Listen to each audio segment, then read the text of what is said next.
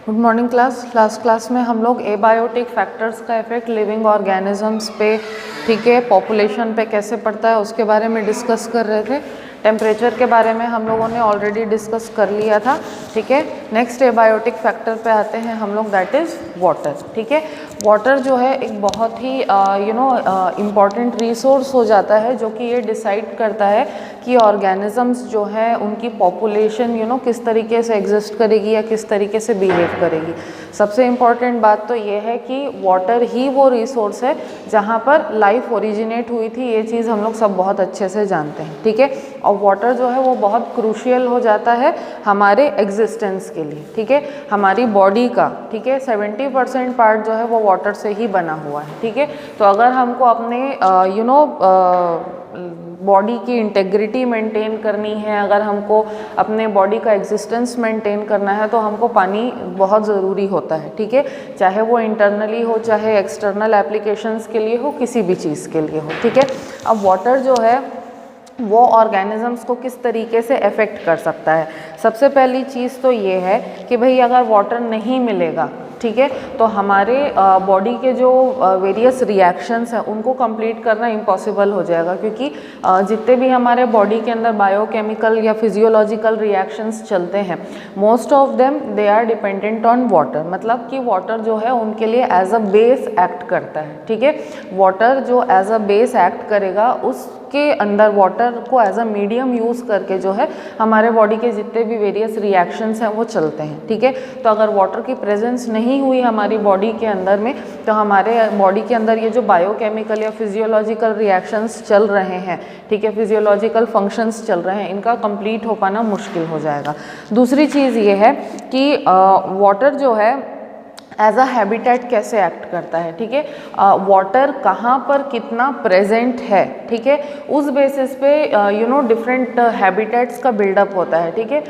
सबसे इम्पॉर्टेंट चीज़ ये है कि कोई भी ह्यूमन सिविलाइजेशन जो है या कोई भी ऑर्गेनिज्म की पॉपुलेशन जो है वो किसी जगह एस्टेब्लिश होने के पहले ये चीज़ डिटरमाइन करती है कि वहाँ पे वाटर की अवेलेबिलिटी कैसी है, ठीक है। हम लोग कभी भी अगर कहीं कोई इंसान घर खरीदने जाता है तो सबसे पहले उसका क्या एक होता है कि भाई लाइट 24 घंटे होना चाहिए और पानी की अवेलेबिलिटी 24 घंटे होनी चाहिए, तभी कोई इंसान कहीं जाके घर बनाता है, ठीक है। अब वाटर की अवेलेबिलिटी जो है वो इतनी ज़्यादा इम्पॉर्टेंट इसलिए हो जाती है क्योंकि पहले तो हमको अपने जो बॉडी के नीड्स हैं उसके अलावा बहुत सारे दूसरे जो डोमेस्टिक नीड्स होते हैं उनके लिए वाटर की ज़रूरत होती है। सिमिलरली अगर हम लोग दूसरे ऑर्गेनिजम्स के बारे में बात करें, ठीक है, तो कोई भी ऐसी जगह, कोई भी ऐसा पॉन्ड जहाँ पे पानी कम हो, ठीक है, और जहाँ पे उस पानी के सूखने का खतरा हो, वहाँ पे ज़्यादा कोई एक्वेटिक पॉपुलेशन जो है वो डेवलप नहीं होगी। क्यों? क्योंकि वहाँ की वाटर की अवेलेबिलिटी जो है वो शॉर्ट है, ठीक है। उसके अलावा वाटर कितनी ज़्यादा क्वांटिटी में अवेलेबल है, ठीक है, ये चीज़ भी डिटरमाइन करती है कि वहाँ पे कौन से ऑर्गेनिजम्स जो है सर्वाइव करेंगे। सपोज़ कोई तालाब है जो ज़्यादा गहरा नहीं है, ठीक है, तो उस तालाब में रहने वाले ऑर्गेनिजम्स जो है वो इस टाइप के होंगे जो कि ज़्यादा गहरे पानी में रहने की जिनको ज़रूरत नहीं है, मतलब कम पानी में भी जो सर्वाइव कर जाएं, ठीक है। जैसे अगर हम लोग बोलें कि एल्गी जो है, ठीक है, एल्गी अब डिफरेंट टाइप की होती है, ठीक है। एल्गी का जो है थैलस टाइप का स्ट्रक्चर होता है। अब अगर मैं बोलूँ कि मतलब 5 फीट गहरे पानी में फिलामेंटस एल्गी या जो बड़ी बड़ी एल्गी होती है, ठीक है, जो जिनका स्ट्रक्चर बहुत बड़ा होता है, अगर 5 फीट गहरे पानी में मैं वैसे एल्गी को डेवलप करने की कोशिश करूँ तो वैसा नहीं होगा, क्योंकि एल्गी को जो है, फिलामेंटस एल्गी को जो है उसको ग्रो या डेवलप करने के लिए कम से कम 15 या 20 फीट गहरे पानी की ज़रूरत है। तो वैसा एल्गी जो है वो पॉन्ड में ना ग्रो करके किसी नदी के अंदर या सी वाटर के अंदर इजीली ग्रो कर जाएगा, ठीक है। तो वाटर कितना अवेलेबल है ये ज़रूर डिटरमाइन करता है कि उस हैबिटेट के अंदर किस तरीके की पॉपुलेशन जो है वो सर्वाइव कर पाएगी, ठीक है। जो छिछला पानी है, जहाँ पे पानी ज़्यादा गहरा नहीं है, वहाँ पे छोटे एक्वेटिक ऑर्गेनिजम्स जो हैं वो इजीली सर्वाइव कर जाएंगे। लेकिन अगर मैं बोलूँ कि एक स्विमिंग पूल के अंदर वेल या शार्क सर्वाइव कर जाए तो वो पॉसिबल नहीं है, ठीक है। तो वाटर की अवेलेबिलिटी ये भी डिसाइड करेगी कि what are the type of organisms that are going to make habitat out of that place, ठीक है। तो हैबिटेट बनाने के लिए भी वाटर की अवेलेबिलिटी बहुत ज़रूरत होती है उसकी, ठीक है। उसके बाद ठीक है, वाटर एज अ कंडीशन, मतलब वाटर के रहने या ना रहने से वेजिटेशन पे भी बहुत ज़्यादा फर्क पड़ता है। तो जो चीज़ हम लोग क्लाइमेटिक जोन के बारे में देख रहे थे, तो हर क्लाइमेटिक जोन में अलग अलग तरीके का वेजिटेशन हम लोगों ने देखा था। ठीक है, तो वाटर के रहने या ना रहने से वेजिटेशन पे इतना ज़्यादा फर्क इसलिए पड़ जाता है क्योंकि वहाँ के जो प्लांट्स हैं उनको वाटर की अवेलेबिलिटी के हिसाब से अपने आप को चेंज करना पड़ता है, अडेप्ट करना पड़ता है। ठीक है, अब वाटर रेनफॉल का जो पैटर्न होता है वो अलग अलग रीजन में अलग अलग तरीके से होता है। कहीं बहुत ज़्यादा बारिश होती है और तो कहीं बहुत कम बारिश होती है। तो बारिश कितनी हो रही है साल भर में, उस चीज़ पे डिपेंड करता है कि उस एरिया का वेजिटेशन कैसे होगा। ठीक है, जहाँ पे साल भर में 250 सेंटीमीटर से 450 सेंटीमीटर जितनी बारिश होती है पूरे साल के अंदर, ठीक है, वहाँ पे एवरग्रीन फॉरेस्ट होते हैं। ठीक है, जहाँ पर 200 सेंटीमीटर से लेकर के 100 सेंटीमीटर तक की बारिश होती है, ठीक है, वहाँ पे डेसिडुअस फॉरेस्ट होते हैं। ठीक है, जहाँ पे 100 सेंटीमीटर से लेकर के 50 सेंटीमीटर तक की बारिश होती है साल भर में, ठीक है, वहाँ पे छोटे छोटे श्रब्स वगैरह होते हैं। और मोस्टली जो सबसे कम रेनफॉल वाला एरिया होता है वहाँ पे ज़्यादातर डेजर्ट्स होते हैं। तो कितनी रेनफॉल हो रही है उस हिसाब से वहाँ की वेजिटेशन जो है वो भी चेंज होती है। ठीक है, तो वाटर की अवेलेबिलिटी ह्यूमंस को भी अफेक्ट करती है, दूसरे ऑर्गेनिजम्स को, एनिमल्स को भी, और मोस्टली प्लांट्स को भी बहुत ज़्यादा हद तक अफेक्ट करती है। ठीक है, अब तीसरा एबायोटिक फैक्टर जो है वो है लाइट। ठीक है, लाइट इतना ज़्यादा इम्पॉर्टेंट क्यों हो जाता है कि हम लोग ऑर्गेनिजम्स की पॉपुलेशन के बारे में हम लोग लाइट के कंसर्न में बात कर रहे हैं, वो ये है कि लाइट कितनी अवेलेबल है। ठीक है, उस बेसिस पे ऑर्गेनिजम्स जो है अपनी पूरी लाइफ साइकिल को रेगुलेट कर लेते हैं। ठीक है, जैसे अगर हम लोग प्लांट्स के बारे में बात करें तो जो हम लोग फोटो पीरियोडिज्म के बारे में पिछले क्लास में बात कर रहे थे, ठीक है, लाइट का कितना अवेलेबिलिटी है, कितने ड्यूरेशन के लिए लाइट अवेलेबल है, उस हिसाब से हम लोग प्लांटेशन करते हैं। जैसे कि जो किसान लोग हैं, खरीफ और रबी क्रॉप्स अलग अलग क्यों डिवाइडेड हैं, इसीलिए डिवाइडेड हैं कि थर्मो पीरियोडिसिटी जो है, फोटो पीरियोडिज्म जो है, उस बेसिस पे खेती किसानी की जाती है। कितने ड्यूरेशन तक लाइट अवेलेबल है उस बेसिस पे ही इंसान जो है खेती किसानी करता है, और उस पर्टिकुलर ड्यूरेशन में ही कोई पर्टिकुलर क्रॉप जो है उसकी कल्टीवेशन पॉसिबल हो पाती है। ठीक है, दूसरी चीज़, कोई भी ऑर्गेनिज्म जो है, ठीक है, उसको हम लोग दो कैटेगरीज में डिवाइड कर सकते हैं। मैं एनिमल्स के केस में बात कर रही हूँ। ठीक है, कभी सुना होगा कोल्ड ब्लडेड एनिमल्स और वार्म ब्लडेड एनिमल्स होते हैं। ठीक है, कोल्ड ब्लडेड एनिमल्स जो होते हैं उनका प्रॉब्लम ये होता है कि उनके बॉडी के अंदर जो है टेम्परेचर को रेगुलेट करने के लिए कोई मैकेनिज्म नहीं होता। ठीक है, लेकिन जो वार्म ब्लडेड एनिमल्स होते हैं उनके बॉडी के अंदर टेम्परेचर को रेगुलेट करने के लिए मैकेनिज्म होता है। ठीक है, तो जो कोल्ड ब्लडेड एनिमल्स होते हैं वो अपने आसपास में एनवायरनमेंट से हेल्प लेकर के अपने बॉडी के टेम्परेचर को रेगुलेट करते हैं। ठीक है, तो ये कोल्ड ब्लडेड एनिमल्स या वार्म ब्लडेड एनिमल्स जो हैं, इनके बारे में अगर हम लोग बात करें तो जो कोल्ड ब्लडेड एनिमल्स होते हैं वो ज़्यादातर नॉक्टर्नल होते हैं, रात के समय बाहर निकलते हैं। जैसे सांप होते हैं, सांप जो है शाम ढलने के बाद में ही ज़्यादातर बाहर निकलते हैं। दिन में आपको सांप बाहर ज़्यादा निकलते हुए नहीं दिखेंगे। क्यों? क्योंकि दिन में ज़्यादा लाइट रहती है। ठीक है, और सांप जो होते हैं या जो कोल्ड ब्लडेड एनिमल्स होते हैं वो ज़्यादा लाइट को टॉलरेट नहीं कर सकते हैं। ठीक है, तो वो ज़्यादातर शाम के समय बाहर निकलते हैं। जबकि हम लोग वार्म ब्लडेड एनिमल्स जो हैं, ठीक है, हम लोग क्या करते हैं, हम लोग दिन भर एक्टिव रह सकते हैं और अपने बॉडी की इंटरनल मैकेनिज्म्स को ही यूज़ करके हम लोग अपने बॉडी के टेम्परेचर को रेगुलेट कर सकते हैं। तो हम लोग जो है लाइट रहे या ना रहे, हम लोग सारे दिन भर एक्टिव रह सकते हैं। ठीक है, उसके अलावा लाइट इस चीज़ को भी डिसाइड करता है कि प्लांट्स हैं तो प्लांट्स के अंदर फोटोसिंथेसिस का जो रेट है उसको डिसाइड करता है। ठीक है, जैसे कि हम लोग लास्ट क्लास में जो हम लोगों ने फोटोसिंथेसिस पढ़ा था उसमें हम लोगों ने फोटोसिस्टम 1 और फोटोसिस्टम 2 पढ़ा था। ठीक है, पढ़ा था कि नहीं? हाँ, फोटोसिस्टम 1 और फोटोसिस्टम 2 पढ़े थे।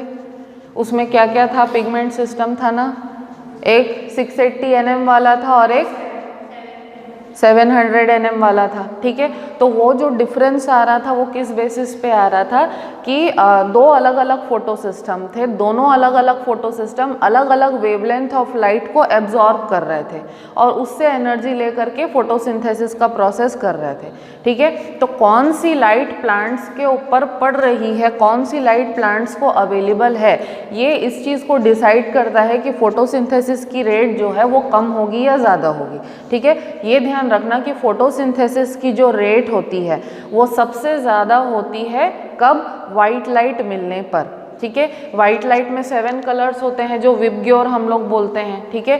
तो विबग्योर वाला जो रेंज है, ठीक है, उसी रेंज में फोटोसिंथेसिस जो है सबसे मैक्सिमम होता है, ठीक है। लेकिन अगर इंफ्रारेड लाइट मिले या यूवी लाइट मिलती है प्लांट्स को तो उस केस में फोटोसिंथेसिस का जो रेट है वो रिड्यूस हो जाता है, ठीक है। उसके अलावा लाइट के प्रेजेंस में ऑर्गेनिजम्स के बॉडी में जो भी बायोकेमिकल रिएक्शंस चलते हैं उसकी रेट जो है वो इंक्रीज हो जाती है। जैसे कि हम लोग अपना ही एग्जाम्पल लें, दिन में कितना भी खा लो, कुछ भी खा लो, इजीली डाइजेस्ट हो जाता है, ठीक है। लेकिन रात को अगर कुछ भी आप लोग हैवी खाना खा लेते हो तो फिर उससे तबीयत खराब होने का रिस्क होता है, ठीक है। बहुत ज़्यादा हैवी या बाहर का खा लिया, ऑयली खा लिया तो फिर पेट में तकलीफ होती है उससे। ऐसा किस लिए होता है? क्योंकि लाइट के प्रेजेंस में हमारी बॉडी का टेम्परेचर जो है वो ज़्यादा रहता है और जब हमारी बॉडी का टेम्परेचर ज़्यादा रहता है तो हमारे बॉडी का जो मेटाबॉलिज्म है वो भी इंक्रीज़ हो जाता है, इम्प्रूव हो जाता है। तो हमारी बॉडी का मेटाबॉलिज्म जितना अच्छा काम करेगा हम लोग खाना उतनी जल्दी पचा लेंगे और हमको कोई प्रॉब्लम नहीं होगी। लेकिन रात के टाइम में जब लाइट कम रहती है तो हमारे बॉडी का टेम्परेचर जो है दिन के कंपैरिजन में कम रहता है और हमारा मेटाबॉलिज्म का जो रेट रहता है वो भी कम रहता है, ठीक है।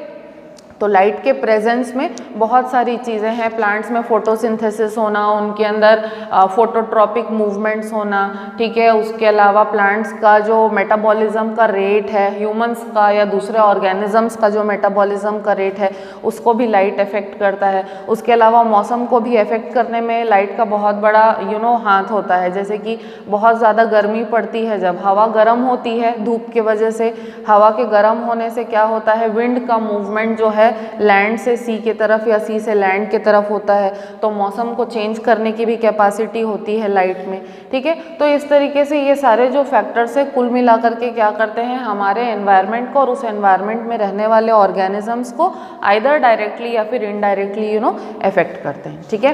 फाइनली हम लोग आते हैं फोर्थ एबायोटिक फैक्टर पे, दैट इज सॉइल, ठीक है। सॉइल जो है वो भी एक इम्पॉर्टेंट एबायोटिक फैक्टर है क्योंकि सॉइल ये डिसाइड करता है कि किसी एरिया का प्लांटेशन कैसा होगा और प्लांटेशन ये डिसाइड करता है कि उस एरिया में रहने वाले एनिमल्स किस तरीके के होंगे, ठीक है। जहाँ पे पानी की अवेलेबिलिटी ज़्यादा है, जहाँ पे मिट्टी में पानी की अवेलेबिलिटी ज़्यादा है वहाँ दलदल बन जाता है, ठीक है। दलदल बनने से वहाँ पे स्पेसिफिक टाइप के प्लांट्स जो कि मार्शी एरिया में ग्रो होने वाले प्लांट्स हैं जिनको हम लोग प्रॉपर लैंग्वेज में मैंग्रोव्स कहते हैं, ठीक है। मैंग्रोव्स जो होते हैं वो ऐसे दलदल वाली मिट्टी में ही ग्रो करते हैं, ठीक है। और उनके अंदर आप लोगों ने पढ़ा होगा जो मॉर्फोलॉजी वाला चैप्टर था लास्ट ईयर, ठीक है, उसमें इस तरीके के एरियल रूट्स के बारे में हम लोगों ने पढ़ा था, ठीक है, जिनको हम लोग कहते थे न्यूमेटोफोर्स, ठीक है। ये जो न्यूमेटोफोर्स हैं ये मार्शी प्लांट्स में यानी कि मैंग्रोव्स में ज़्यादातर पाए जाते हैं। तो भाई अगर मिट्टी में पानी की क्वांटिटी ज़्यादा है तो वहाँ पे मार्शी प्लांट्स या मैंग्रोव्स ही ग्रो करेंगे और अगर मैंग्रोव्स ग्रो करेंगे तो उसमें न्यूमेटोफोर्स जो हैं वो आपको देखने के लिए मिलेंगे क्योंकि ऐसी मिट्टी में ऑक्सीजन का कंटेंट हमेशा कम होता है, तो गैसियस एक्सचेंज के लिए न्यूमेटोफोर्स जो हैं वो डेवलप हो जाते हैं, ठीक है। अगर फिर उसके जस्ट उल्टा हम लोग बात करें, ऐसे एरिया की बात करें जहाँ पे पानी बहुत कम है, मतलब कि हम लोग डेजर्ट के बारे में बात करें तो डेजर्ट एरिया के जो प्लांट्स हैं उसके अंदर हमको एडेप्टेशंस देखने के लिए मिलेंगे। जैसे कैक्टस के बारे में हम लोग बात करें, ठीक है, कैक्टस में कितने सारे एडेप्टेशंस होते हैं, लीव्स जो है रिड्यूस हो जाते हैं स्पाइन में, स्टेम फ्लैशी हो जाती है, ग्रीन हो जाती है, स्टेम से फोटोसिंथेसिस होने लगता है, ठीक है, और जो स्टेम है उसके ऊपर क्यूटिकल की लेयर चढ़ जाती है सो दैट ट्रांसपिरेशन का रेट कम हो। कैक्टस का जो रूट होता है वो ज़मीन में बहुत अंदर तक कई 100 फीट नीचे तक जाता है, तो इस तरीके के एडेप्टेशंस आपको देखने के लिए मिलेंगे, ठीक है। सॉइल का पीएच सॉइल के अंदर का मिनरल कंटेंट, ठीक है, सॉइल के अंदर वाटर कितना क्वांटिटी में प्रेजेंट है वो, ठीक है, और सॉइल के अंदर ऑक्सीजन का लेवल, मतलब ऑक्सीजन कितना प्रेजेंट है या नहीं है, ये सारी चीज़ें डिसाइड करती हैं कि किसी भी एरिया का प्लांटेशन जो है वो कैसा होगा, ठीक है। तो हम लोग इसके बारे में ज़्यादा डिटेल पे नहीं जाते हैं, ठीक है। और एक चीज़ ये भी मैंने बोला था कि प्लांटेशन जो है वो ये डिसाइड करती है कि किसी भी एरिया में किस तरीके के ऑर्गेनिजम्स प्रेजेंट हैं। जहाँ पे बहुत अच्छी प्लांटेशन है, जहाँ पे ज़्यादा क्वांटिटी में प्लांट्स और ज़्यादा डाइवर्सिटी है प्लांट्स की, ठीक है, वहाँ पे जो बायोडाइवर्सिटी होगी ऑर्गेनिजम्स की वो बहुत अच्छी होगी। डिफरेंट टाइप के बर्ड्स और डिफरेंट टाइप के एनिमल्स वहाँ पे इजीली सर्वाइव कर जाएंगे। लेकिन अगर हम लोग डेजर्ट के कंपैरिजन में बात करें तो क्योंकि डेजर्ट में प्लांटेशन जो है वो बहुत ही मिनिमम होती है और स्पेसिफिक टाइप की प्लांटेशन होती है, तो वहाँ पे ऑर्गेनिजम्स भी ऐसे होते हैं जो कि उन्हीं प्लांट्स को कंज्यूम कर सके। जैसे अगर मैं बोलूँ कि यहाँ पे भिलाई में कैमल क्यों नहीं सर्वाइव कर सकता, भाई कैमल सर्वाइव यहाँ पर भी कर जाएगा, लेकिन फिर उसकी बॉडी में यहाँ के हिसाब से चेंजेस आने लग जाएंगे। कैमल जो है वो डेजर्ट एरिया के लिए ही अडेप्टेड है, ठीक है। कैमल की जो हम्प होती है उसमें पानी स्टोर्ड होता है, ठीक है, और डेजर्ट एरिया में जो बबूल और कीकर इस टाइप के जो पेड़ उगते हैं उनकी पत्तियां जो है वो कैमल को इजीली डाइजेस्ट हो जाती हैं। कैमल के जो पैर होते हैं, उसके पैर जो होते हैं वो स्पॉन्जी होते हैं, ऐसा स्ट्रक्चर होता है कि उसके पैर रेत में धंसते नहीं हैं। तो भाई उसके बॉडी का जो भी एडेप्टेशन है वो उस एरिया के लिए है, तो वो उसी एरिया में पाया जाएगा, ठीक है। या फिर अगर मैं ये बोलूँ कि फॉर एग्ज़ाम्पल, ठीक है, फॉर एग्ज़ाम्पल अगर मैं बोलूँ कि कॉफ़ी का जो प्लांट है वो ज़्यादातर वेस्टर्न घाट्स में उगाया जाता है, ठीक है, वेस्टर्न घाट्स में ही कॉफ़ी जो है उगाई जाती है, वहाँ पे उसकी कल्टीवेशन होती है। तो अगर मैं बोलूँ कि कॉफ़ी को ला करके भिलाई में उगाने लगे तो पॉसिबल तो है, ठीक है, प्लांट यहाँ ग्रो कर जाएगा, लेकिन उसके अंदर फ्लावरिंग और फ्रूटिंग जो है नहीं हो पाएगी उस हिसाब से।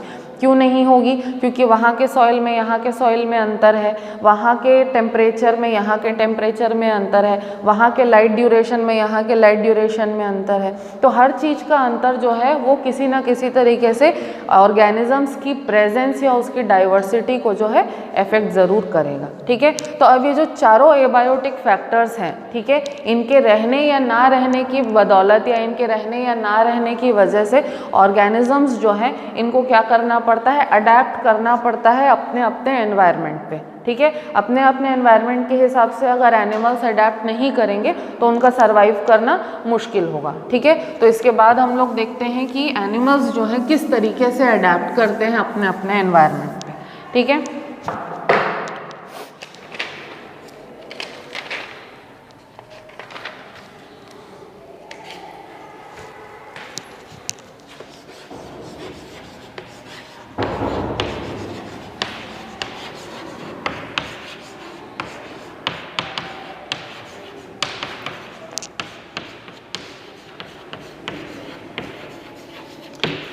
ठीक है, एबायोटिक फैक्टर्स जो हैं दे डायरेक्टली और इनडायरेक्टली इन्फ्लुएंस कि किसी भी जगह पे कौन सा ऑर्गेनिज्म सर्वाइव कर पाएगा, ठीक है। अब अगर किसी पर्टिकुलर हैबिटेट में या किसी पर्टिकुलर एनवायरनमेंट में ऑर्गेनिज्म को सर्वाइव करना है तो उसको उस एरिया के हिसाब से अपने आप को अडेप्ट करना ज़रूरी होगा। जैसे अभी हम लोग कैमल के बारे में डिस्कस कर रहे थे, कैमल डेजर्ट में एक्सक्लूसिवली क्यों मिलता है? क्योंकि भाई उसकी बॉडी ने अपने आप को वैसा अडेप्ट कर लिया है, उसके पैरों में स्पेसिफिक एडेप्टेशन है सो दैट वो रेत में चलते समय धंस ना जाए, ठीक है। उसके बॉडी में वाटर को बचाने के लिए, वाटर को स्टोर करने के लिए हम्प है, मैकेनिज्म है, सो दैट वो कई कई दिनों तक बिना पानी पिए काम चला सकता है, ठीक है। वहाँ पर जो भी वेजिटेशन अवेलेबल है उस वेजिटेशन को खा करके कैमल जो है इजीली सर्वाइव कर सकता है, ठीक है। तो हर ऑर्गेनिज्म जो है अपने अपने हैबिटेट में सर्वाइव करने के लिए, अपने आप को सस्टेन करने के लिए सर्टेन टाइप्स ऑफ अडेप्टेशंस जो है उसको प्रोड्यूस करता है। अब ये जितने भी अडेप्टेशंस हैं इनको हम लोग 4 बेसिक कैटेगरीज में डिवाइड कर सकते हैं, ठीक है। अब ये जो चारों कैटेगरीज है ये क्या है? ब्रॉड कैटेगरीज है, और इन ब्रॉड कैटेगरीज के अलावा भी और मैकेनिज्म्स हैं जिसके अंदर ऑर्गेनिजम्स अपने आप को एडजस्ट करते हैं, ठीक है। सबसे पहले तो आता है रेगुलेट। रेगुलेट के बाद क्या है?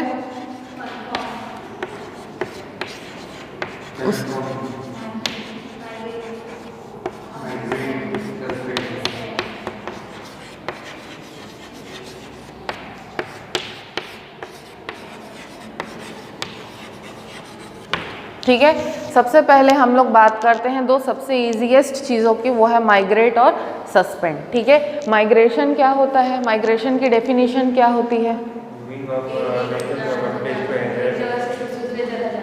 क्यों? नहीं नहीं,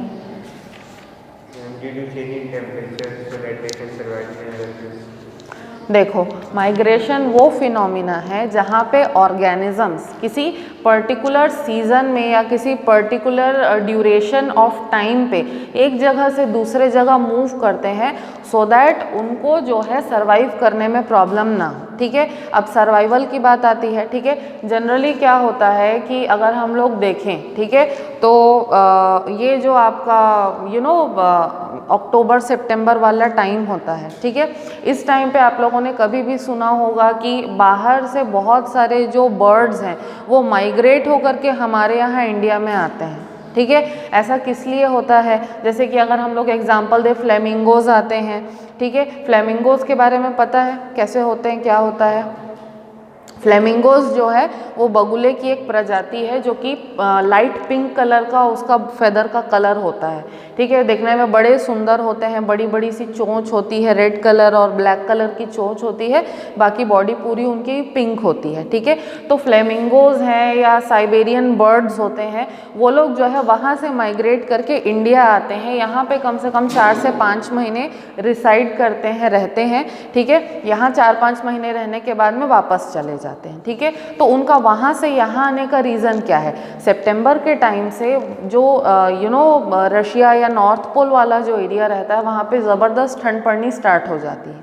ठीक है, वहाँ पे स्नोइंग का मतलब बर्फ़ पड़ने का जो मौसम है वो स्टार्ट हो जाता है। ठीक है, और वहाँ के जो बर्ड्स हैं उनके लिए यही टाइम होता है अंडे देने का। तो इतनी ठंड में अंडे देने से उनके अंडे जो हैं वो बच्चों में डेवलप नहीं हो पाएंगे। ठीक है, तो वो लोग क्या करते हैं, वहाँ से माइग्रेट करके इंडिया में आते हैं। इंडिया में आने से उनको यहाँ का वार्म टेम्परेचर मिलता है। ठीक है, और ये टेम्परेचर जो है उनके लिए सूटेबल होता है। वो लोग वहाँ से यहाँ आते हैं, यहाँ घोंसले बनाते हैं, अंडे देते हैं। ठीक है, अंडे जो है उनमें से फूट करके बच्चे निकलने में कम से कम 2 या 3 महीने का समय लगता है। ठीक है, अलग अलग बर्ड्स के लिए वैरी करता है। ठीक है, तो जब तक उनके अंडे नहीं फूटते हैं तब तक वो लोग घोंसला बना करके यहीं पे अपने अंडों को सेकते हैं। जब उनके अंडे से बच्चे फूट के निकलते हैं, बच्चे उड़ने लायक बड़े हो जाते हैं, उसके बाद फिर वो अपने बच्चों को लेकर के वापस अपने एरिया में चले जाते हैं। ठीक है, तो उनका माइग्रेट करने का होल सोल रीज़न क्या होता है? रिप्रोड्यूस करना। ठीक है, और कोल्डर टेम्परेचर से, एकदम स्नोई टेम्परेचर से अपने बच्चों को प्रोटेक्ट करना। ठीक है, तो रिप्रोड्यूस करना और अपने बच्चों को डेवलप करने में हेल्प करना और ठंडे मौसम से बचना, इस रीज़न के वजह से वो लोग क्या करते हैं, माइग्रेट करके यहाँ आते हैं। तो यहाँ पे कौन सा फैक्टर, एबायोटिक फैक्टर के रिस्पॉन्स में वो लोग माइग्रेट कर रहे हैं? That is temperature. ठीक है, तो टेम्परेचर का जो इफेक्ट है उससे बचने के लिए, कोल्डर टेम्परेचर से बचने के लिए और रिप्रोड्यूस करने के लिए जो लोग हैं वो वहाँ से यहाँ पर आते हैं। ठीक है, अब दूसरे एबायोटिक मतलब दूसरे फिनोमिना के बारे में हम लोग बात करें, वो है सस्पेंड। सस्पेंड का मीनिंग क्या होता है नॉर्मल लैंग्वेज में?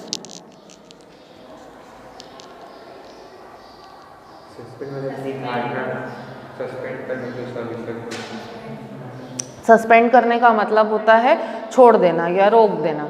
ठीक है, अब सस्पेंड ये जो फिनोमिना है इसमें बेसिकली क्या होता है, अनफेवरेबल कंडीशंस आने पर कोई भी ऑर्गेनिज्म जो है वो अपने आप को अनफेवरेबल कंडीशन से पार करने के लिए या उस कंडीशन से अपने आप को बाहर निकालने के लिए कुछ समय के लिए अगर अपनी लाइफ की एक्टिविटीज़ जो है उसको रोक दे, उसको सस्पेंड कर दे, तब उसको हम लोग कहते हैं सस्पेंड होने का फिनोमिना। जैसे सिंपल एग्जांपल हम लोग माइक्रो ऑर्गेनिज्म से ले सकते हैं। ठीक है, जब अनफेवरेबल कंडीशन आती है, फंगस का एग्जांपल हम लोग लेते हैं, जब अनफेवरेबल कंडीशन आता है जैसे गर्मी का मौसम आया, ठीक है, तब फंगस के लिए ग्रोथ कर पाना मुश्किल हो जाता है क्योंकि हाई टेम्परेचर होता है और फंगस को ग्रो करने के लिए मॉडरेट टेम्परेचर और ह्यूमिडिटी की ज़रूरत होती है।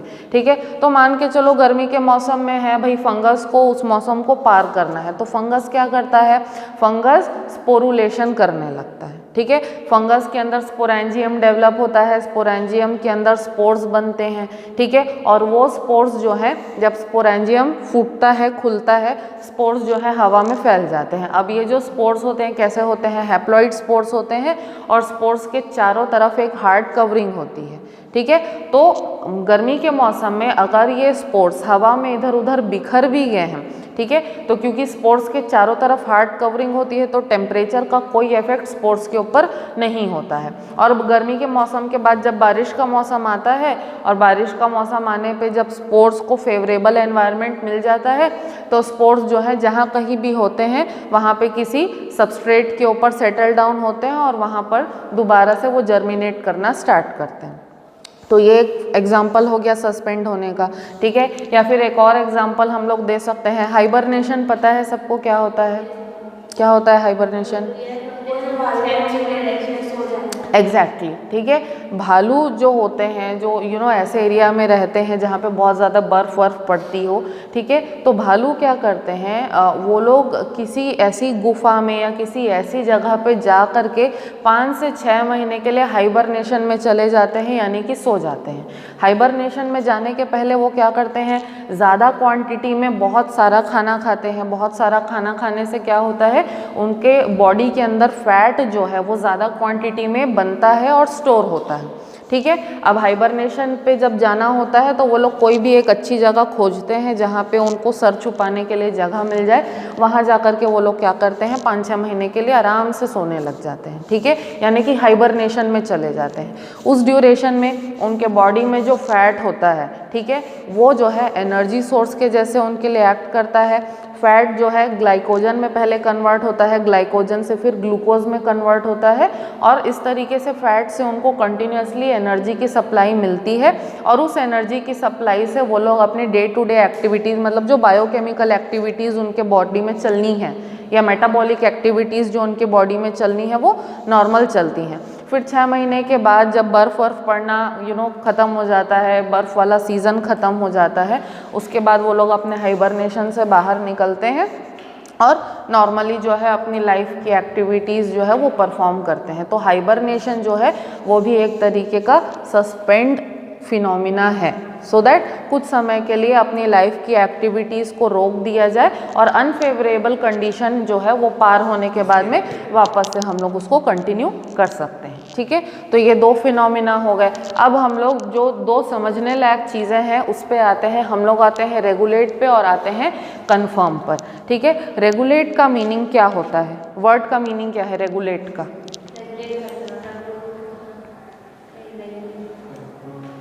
रेगुलेट करना मतलब कंट्रोल करना, उसको इजी गोइंग वे में चलाना, ठीक है। अब रेगुलेट का जो फिनोमिना है, ठीक है, ये बेसिकली इसका मतलब फंडा ये है कि हम लोग कोई भी हैं, ठीक है, कोई भी ऑर्गेनिज्म है या नेचर में कोई भी सिस्टम अगर एग्जिस्ट करता है, ठीक है, तो कोई भी सिस्टम जो है वो हमेशा एक इक्विलिब्रियम मेंटेन करने की कोशिश करता है, ठीक है।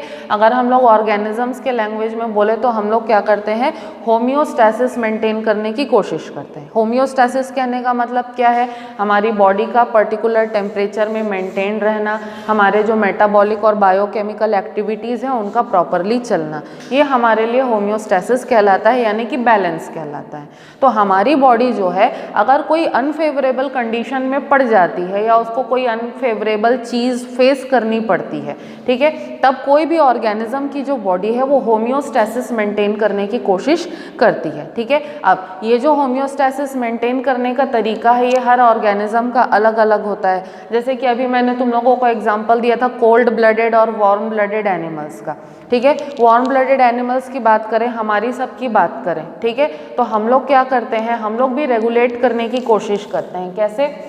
जैसे अभी ठंड का मौसम है, हमारे लिए आइडियल बॉडी टेम्परेचर क्या है, 37 डिग्री से आइडियल बॉडी टेम्परेचर है हमारा, ठीक है। अब ठंड पड़ने की वजह से हमारी बॉडी का जो टेम्परेचर है वो लो होने लगता है, ठीक है।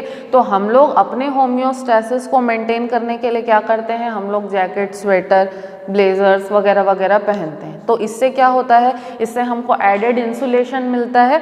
एडेड इंसुलेशन मिलने से हमारी बॉडी जो है वो अपना नॉर्मल बॉडी टेम्परेचर मेंटेन करने में सक्सेसफुल होती है। ठीक है, अब जितनी ज़्यादा ठंड पड़ती है हम उतने ज़्यादा गर्म कपड़े ऐड करते जाते हैं। जहाँ पे ऐसी जगह पे लोग रहते हैं जहाँ पे बर्फ़ पड़ती है तो हमारा क्या है, एक नॉर्मल स्वेटर या ब्लेज़र वगैरह से काम चल जा रहा है।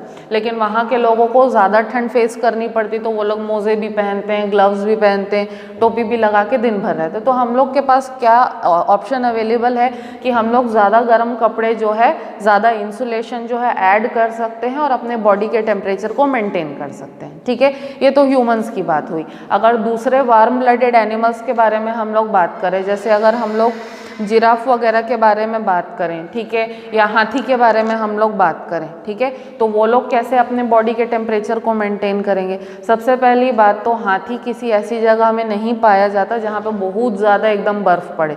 तो नॉर्मल जो ट्रॉपिकल एरियाज़ होते हैं, ठीक है, जैसे कि इंडिया जो है इसको हम लोग सब ट्रॉपिकल और ट्रॉपिकल एरिया मान सकते हैं, या अफ्रीका के बारे में हम लोग बात करें, ठीक है, वहाँ के बारे में बात करें, यहाँ के बारे में बात करें, तो ऐसे एनिमल्स जो वार्म ब्लडेड हैं, ठीक है, वो ठंड के सीज़न को कैसे पार करते हैं, वो लोग अपनी बॉडी में फैट का जो कंटेंट है उसको इंक्रीज करते हैं।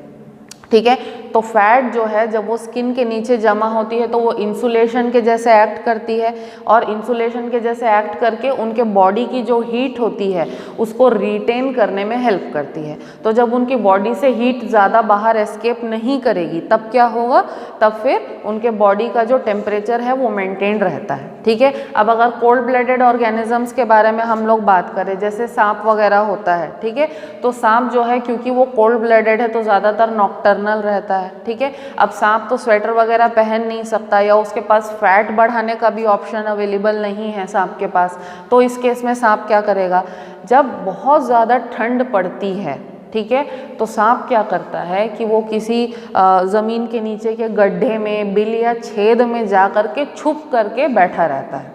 ठीक है, अब इतने दिन तक अगर छुप करके बैठेगा तो उसको कुछ तो खाने पीने की ज़रूरत पड़ेगी। ठीक है, तो उस केस में क्या करता है, सांप जो है वो रात के टाइम में बाहर निकलता है, शिकार करता है, शिकार करके वापस जा करके वो गड्ढे वड्ढे के अंदर छुप जाता है। ठीक है, तो सिर्फ खाने के लिए थोड़े समय के लिए सांप बाहर निकलता है, बाकी गड्ढे में छिप जाता है, तो वहाँ पे ज़्यादा हवा की एंट्री नहीं होती है, और एकदम ज़मीन के नीचे गड्ढे में जैसे ही सांप जाएगा तो वहाँ पे टेम्परेचर क्या रहता है, ज़्यादा रहता है।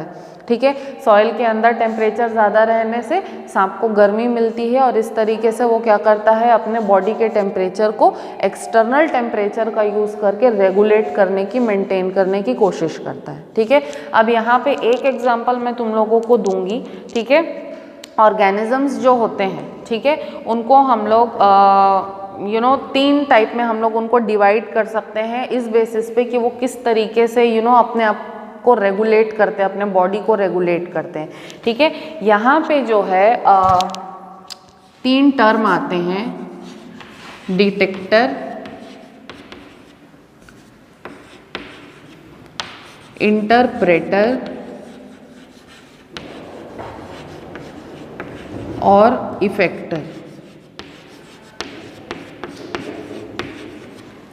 ठीक है, 3 टर्म्स आते हैं, डिटेक्टर, इंटरप्रेटर और इफेक्टर। ठीक है, जैसे अगर हम लोग एग्जाम्पल लें, ठीक है, एग्जाम्पल हम लोग लेते हैं फ्रेश वाटर फिशेस का। ठीक है, अब फिशेस जो होते हैं वो टेम्परेचर की वजह से बहुत ज़्यादा लार्जली इफेक्ट होते हैं, क्योंकि अगर टेम्परेचर में थोड़ा सा भी चेंज आता है तो वाटर के टेम्परेचर में भी चेंज आएगा। ठीक है ना, तो वाटर के टेम्परेचर में जब चेंज आता है तब फिशेस कैसे करते हैं, जैसे कई सारे फिशेस ऐसे होते हैं जो बहुत गहरे पानी में रहते हैं, तो वहाँ हमेशा पानी ठंडा रहता है, तो क्या हम लोग ये बोल सकते हैं कि फिशेस भी जम जाते होंगे? फिशेस तो नहीं जमते होंगे। या फिर अगर हम लोग ऐसी बात करें कि स्विट्ज़रलैंड में या कहीं कोई लेक है, ठीक है, ठंड में वहाँ पे लेक के ऊपर बर्फ़ जम जाती है, तो क्या बर्फ़ के नीचे जो पानी है, ठीक है, उसमें के जो ऑर्गेनिजम्स हैं क्या वो भी जम जाते हैं? नहीं जम जाते, क्योंकि वो जो है किसी न किसी तरीके से क्या करते हैं, अपनी बॉडी को रेगुलेट करते हैं। रेगुलेट करके क्या करते हैं, वो अपनी बॉडी को ऐसे वाइटल कंडीशन में मेंटेन करके रखते हैं, सो दैट कि पानी के साथ साथ वो भी ना जम जाए, ठीक है। तो उसके लिए उनके बॉडी में मैकेनिज्म होता है, उसमें 3 चीज़ें इन्वॉल्व होती हैं, डिटेक्टर, इंटरप्रेटर और इफेक्टर, ठीक है। तो ये तीनों चीज़ें क्या है, ये तीनों बेसिकली मैकेनिज्म्स हैं जिसके हेल्प से ऑर्गेनिजम्स जो है टेम्परेचर में आने वाले चेंज को पहचानते हैं और उसके अगेंस्ट रिएक्ट करते हैं, ठीक है। तो उनके बॉडी में सर्टन सेल्स ऐसे होते हैं, सर्टन पार्ट्स ऐसे होते हैं जो कि डिटेक्ट कर सकते हैं टेम्परेचर में चेंज आने पर, ठीक है। तो दैट पार्ट और दैट सेल्स या दैट ऑर्गन्स हम लोग जो है उनको हम लोग कह सकते हैं डिटेक्टर, ठीक है। तो डिटेक्टर बेसिकली क्या करता है, डिटेक्टर जो है उनकी बॉडी में प्रेजेंट रहने पर वो चेक करता है, मतलब कांस्टेंट लेवल पे वो चेक करते रहता है कि बाहर के टेम्परेचर में कोई चेंज आया है या नहीं आया है। तो अगर बाहर के टेम्परेचर में, पानी के टेम्परेचर में कोई भी चेंज आता है तो उस चेंज को डिटेक्ट करना, ठीक है, और उस चेंज के लिए जो स्टिमुलाई उनके बॉडी में जनरेट होता है, उस स्टिमुलाई को इंटरप्रेटर तक लेकर के जाने का काम कौन करता है, डिटेक्टर करता है, ठीक है। अब इंटरप्रेटर के पास में स्टिमुलाई आएगा तो इंटरप्रेटर जो है उस स्टिमुलाई को डिटेक्ट करेगा, उसको समझेगा और वो ये सोचने की कोशिश करेगा, इंटरप्रेटर बेसिकली, कि कौन से मैकेनिज्म के थ्रू मैं अपने बॉडी को रेगुलेट करूं, ठीक है। तो जो कुछ भी स्टिमुलाई आएगा उसको इंटरप्रेट करके उसके लिए जो है पर्टिकुलर रेस्पॉन्स प्रोड्यूस करने का काम किसका होता है, इंटरप्रेटर का, ठीक है। अब इंटरप्रेटर से इंफॉर्मेशन आगे कहाँ जाएगी, इफेक्टर तक जाएगी, ठीक है। तो इफेक्टर का काम बेसिकली क्या है कि उस स्टिमुलाई के लिए पर्टिकुलर रेस्पॉन्स को प्रोड्यूस करना। तो इफेक्टर क्या करेगा कि अगर मान के चलते हैं कि बाहर जो है, ठीक है, पानी का टेम्परेचर बहुत ज़्यादा रिड्यूस हो गया है, बहुत कम हो गया है, तो उस केस में क्या करेगा इफेक्टर, बॉडी के जो भी मेटाबॉलिक रिएक्शंस होंगे, ठीक है, उनको स्लो डाउन करेगा। बॉडी के मेटाबॉलिक रिएक्शंस को स्लो डाउन करने से क्या होगा कि उसमें यूज़ होने वाली जो एनर्जी बचेगी, उस एनर्जी को जो है उस फिश की बॉडी क्या करेगी, बॉडी के टेम्परेचर को मेंटेन करने में यूज़ करेगी, ठीक है। तो इस तरीके से डिटेक्टर, इंटरप्रेटर और इफेक्टर तीनों चीज़ें मिलकर के क्या करती हैं, बॉडी के बाकी जो भी फंक्शंस हैं, ठीक है, उनको रिड्यूस करके जो भी उनसे बची हुई एनर्जी है उसको बॉडी के टेम्परेचर को मेंटेन करने में यूज़ करेगी, ठीक है। तो ऐसे सिचुएशंस में, ऐसे टाइम पे क्या होता है कि फिशेस जो है कम क्वांटिटी में खाना खाते हैं, क्योंकि अगर कम खाएंगे तो उनको मेटाबॉलिज्म में ज़्यादा एनर्जी यूज़ करनी नहीं पड़ेगी। कम खाना खाएंगे, मेटाबॉलिज्म जो है स्लो डाउन होगा, एनर्जी बचेगी और उस एनर्जी से फिर बॉडी का जो टेम्परेचर है वो मेंटेन किया जाएगा, ठीक है। तो this was the first phenomena of regulate. अब सेकेंड हम लोग आते हैं कन्फर्म पर। कन्फर्म का क्या मीनिंग है, वो FIRM होता है, ये कॉन्फॉर्म है। कॉन्फॉर्म का क्या मीनिंग होगा,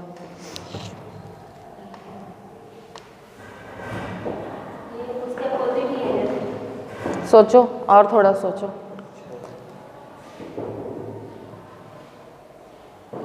इसके अलावा रेगुलेट का कंट्रोल करना, इसका जस्ट अपोजिट होना चाहिए। इसमें कॉन्फॉर्म का मीनिंग क्या होता है, इसको अगर हम लोग दो अलग अलग टर्म्स में चेंज करें, तोड़ें इसको, फॉर्म का मीनिंग क्या होगा, फॉर्म, बॉडी का फॉर्म, ठीक है, और कॉन का मीनिंग क्या है, चेंज। तो अपने बॉडी के फॉर्म को चेंज करना, ये भी एक मैकेनिज्म है, ठीक है, किस चीज़ को, मतलब ये जो एबायोटिक फैक्टर्स हैं उनके रेस्पॉन्ड करने को, ठीक है। अब कॉन्फॉर्म में बेसिकली क्या हो रहा है, कॉन्फॉर्म में बेसिकली बॉडी में थर्मो रेगुलेशन होता है, ठीक है। ये जो एग्जांपल है ये कोल्ड ब्लडेड और वार्म ब्लडेड एनिमल्स के ऊपर भी ये एग्जांपल जो है एप्लीकेबल होता है। जैसे रेगुलेट का हम लोगों ने एग्जांपल दिया था, तो रेगुलेट में भी हम लोग वार्म और कोल्ड ब्लडेड एनिमल्स का एग्जांपल क्यों ले रहे थे, क्योंकि एक्सटर्नल टेम्परेचर का जो हेल्प है उसको लेकर के कोल्ड ब्लडेड ऑर्गेनिजम्स जो है वो अपने बॉडी के टेम्परेचर को रेगुलेट कर रहे थे, ठीक है। कॉन्फॉर्म में भी बेसिकली क्या होता है कि कोल्ड ब्लडेड और वार्म ब्लडेड एनिमल्स जो होते हैं, ठीक है, वो क्या करते हैं, थर्मो रेगुलेशन का हेल्प लेते हैं, ठीक है।